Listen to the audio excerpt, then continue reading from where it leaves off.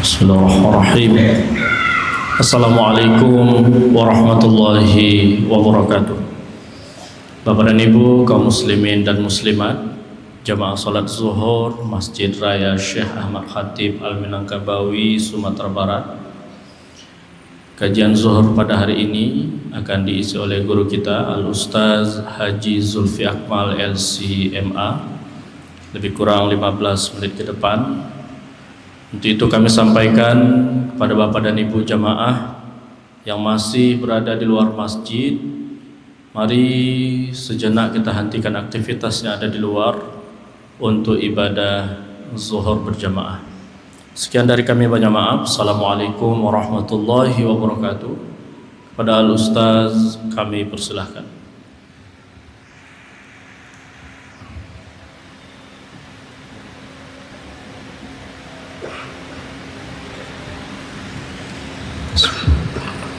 Assalamualaikum warahmatullahi wabarakatuh. Alhamdulillahilladzi hadana lihada wa ma kunna linahtadiya laula an hadana Allah. Asyhadu an la ilaha illallah wahdahu la syarika lah wa asyhadu anna Muhammadan abduhu wa rasuluhu la nabiyya ba'dah. Ibu bapak jemaah zuhur yang dimuliakan Allah, puji dan syukur kehadirat Allah Subhanahu wa taala. Alhamdulillah sampai saat ini masih banyak nikmat Allah Subhanahu wa taala yang dikucurkan kepada kita sehingga kita bisa hadir untuk melaksanakan kewajiban kita sholat zuhur secara berjamaah.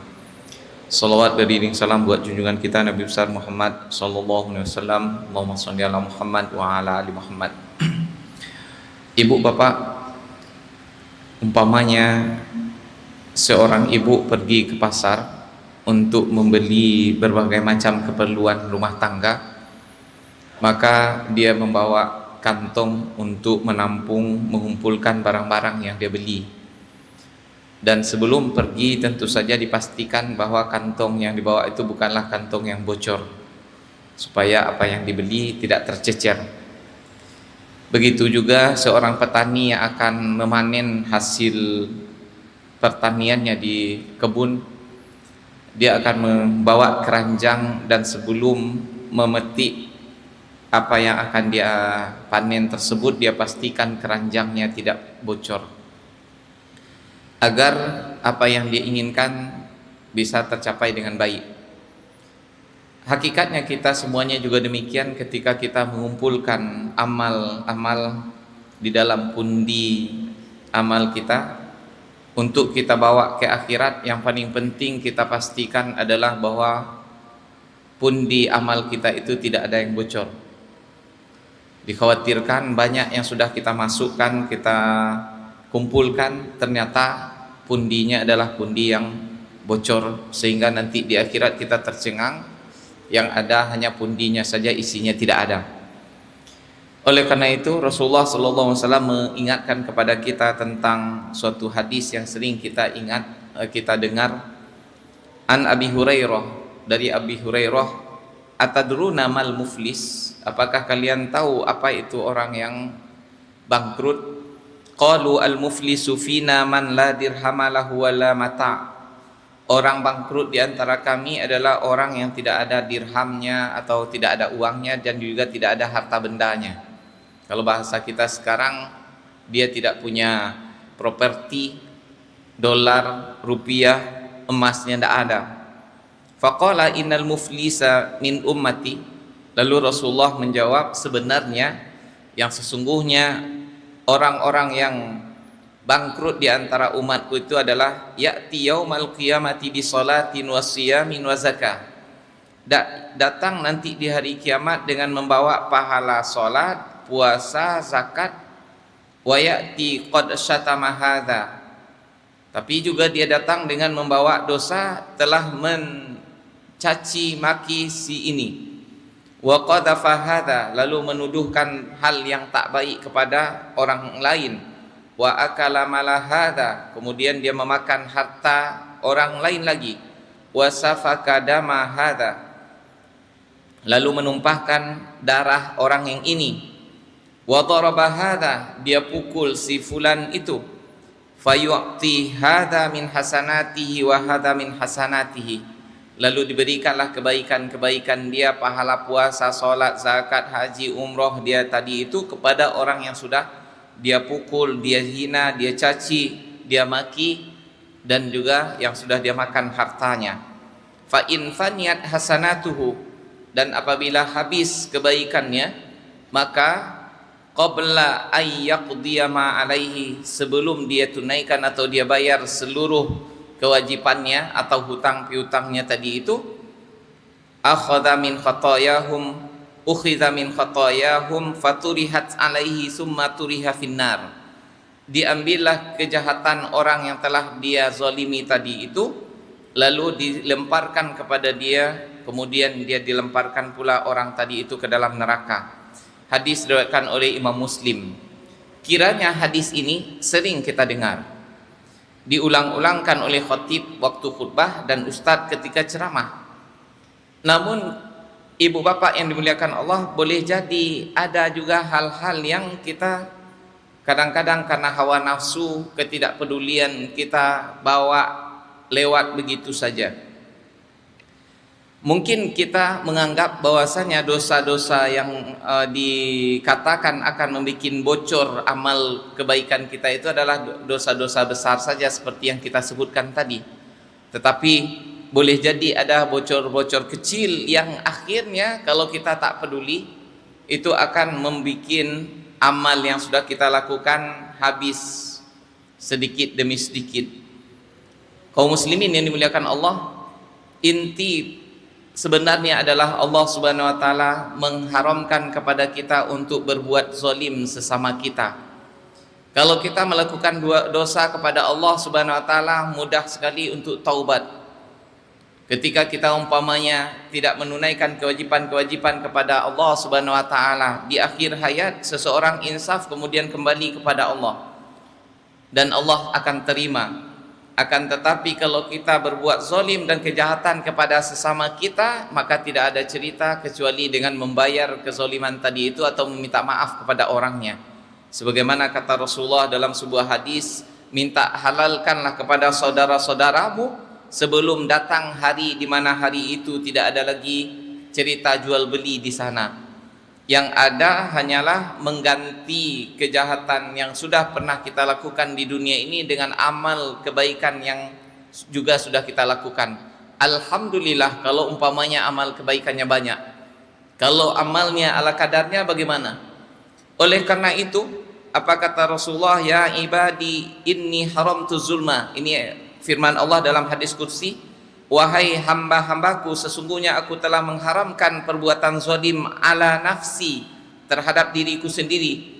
Wa ja'altuhu bainakum muharraman fala tazalamu, dan aku jadikan pula kezaliman itu menjadi haram di antara kalian, maka jangan saling menzalimi. Ittaquz zulma fa inna zulma zulumatu yaumal qiyamah.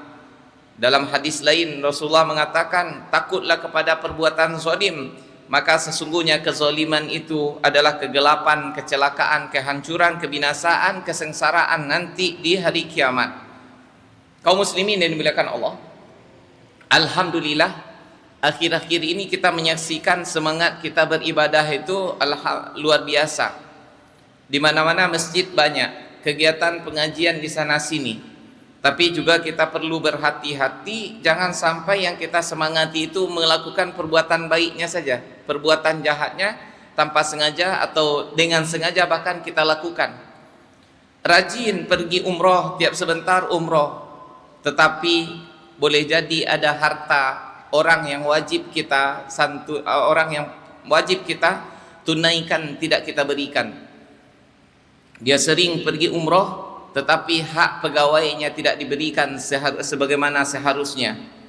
Dia bikin masjid, tetapi hasil daripada harta keluarga yang tidak dibagi secara syariat. Menurut dia, kalau dia melakukan perbuatan seperti ini, membangun masjid, pahalanya akan mengalir terus sampai hari kiamat nanti. Tetapi di atas tanah yang seharusnya tanah ini dibagi secara faraid dengan adik-adiknya, saudara-saudaranya. Jangan kira bahwasanya masjid itu akan meninggikan derajatnya di sisi Allah nanti di akhirat, justru akan merendam dia ke dalam neraka sedalam-dalamnya. Kaum muslimin yang dimuliakan Allah, ini mungkin yang besar yang kita sebutkan, tapi ada yang lain-lain yang setiap hari boleh jadi kita anggap sepele. Bagi kita yang merokok, silahkan katakanlah bahwasanya rokok itu tidaklah haram, paling-paling makruh atau bahkan mubah saja. Tetapi silahkanlah merokok, tapi jangan merokok di depan orang sehingga orang terzolimi pula dengan asap rokok kita. Kita bayangkan, mungkin menurut kita adalah hal sepele, kecil saja seperti itu. Kita makan di restoran, orang juga berhak untuk menghisap udara segar, merasakan kenyamanan, bukan kita saja yang menikmati nikmat rokok itu. Kita silahkan menikmati rokok, tetapi jangan sampai menzalimi orang lain. Kaum muslimin yang dimuliakan Allah, jangan pandang ini adalah sesuatu yang kecil. Boleh jadi amal kita yang banyak kita lakukan setelah itu tak ada artinya di hadapan Allah Subhanahu wa taala. Apalagi kalau yang di samping kita adalah orang yang memang sensitif dengan rokok itu, yang paru-parunya sudah bermasalah, kemudian kita tambah lagi. Selanjutnya, ketika kita parkir sembarangan saja, tidak peduli. Kadang-kadang kita heran melihat kaum muslimin ini.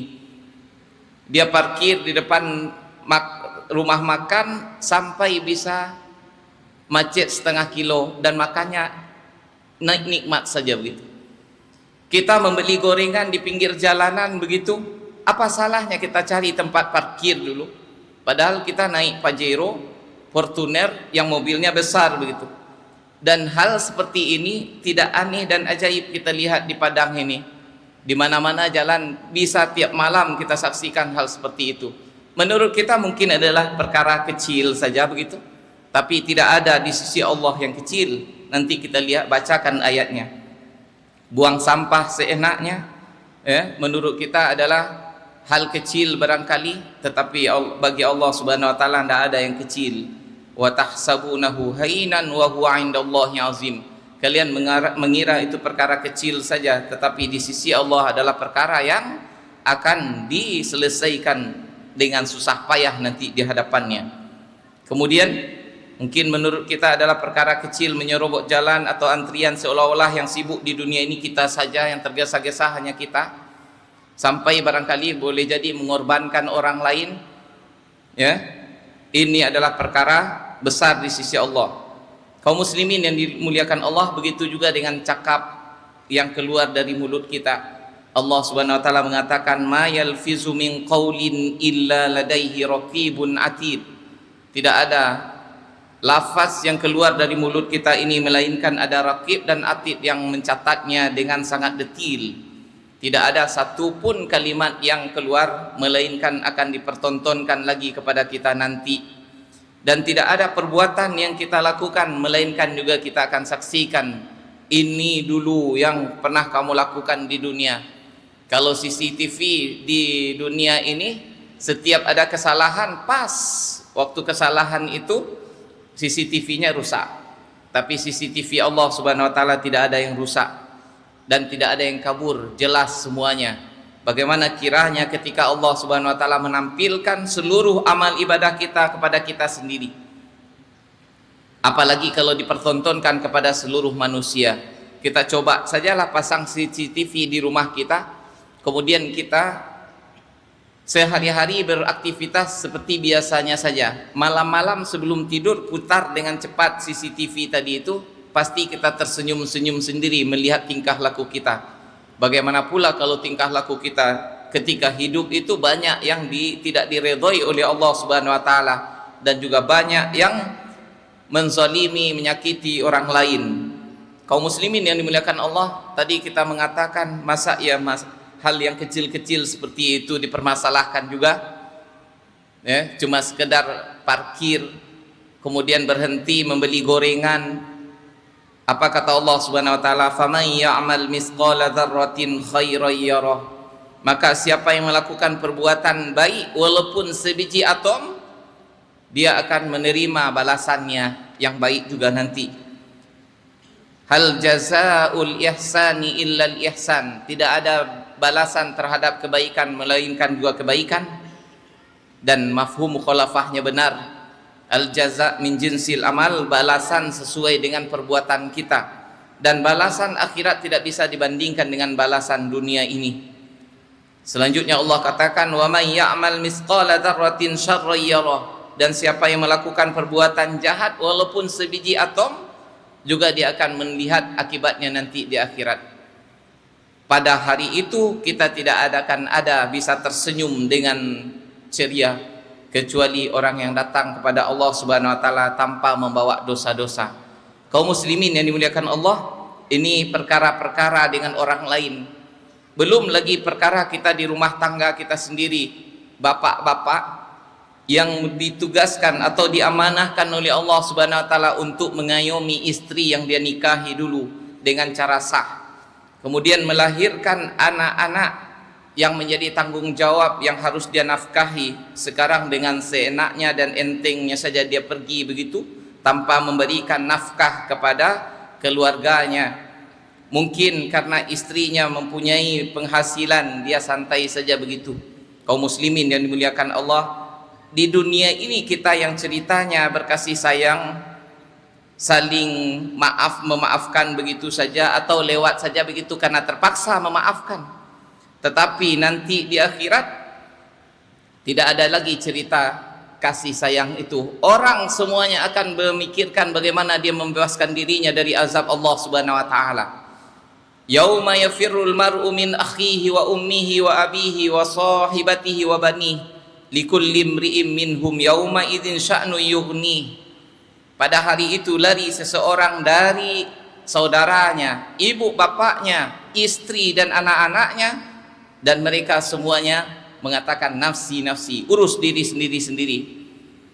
Dan pada waktu itu orang akan mencari hal yang akan menyelamatkan dia dari azab Allah Subhanahu wa taala. Seorang istri yang terzalimi ketika hidup di dunia karena tidak dinafkahi, dia tuntut kepada Allah, tu suami yang tak bertanggung jawab, ya Allah, pikulkan dosaku kepada dia atau ambilkan kebaikannya untukku. Di dunia mungkin kita akan menceritakan bahwasanya kita cinta mati, ya, seperti yang kita saksikan bagaimana cintanya Pak Habibie dengan Bu Ainun. Fa idza nufikha fis suri fala ansaba bainakum yauma idzi wala yatasaalun.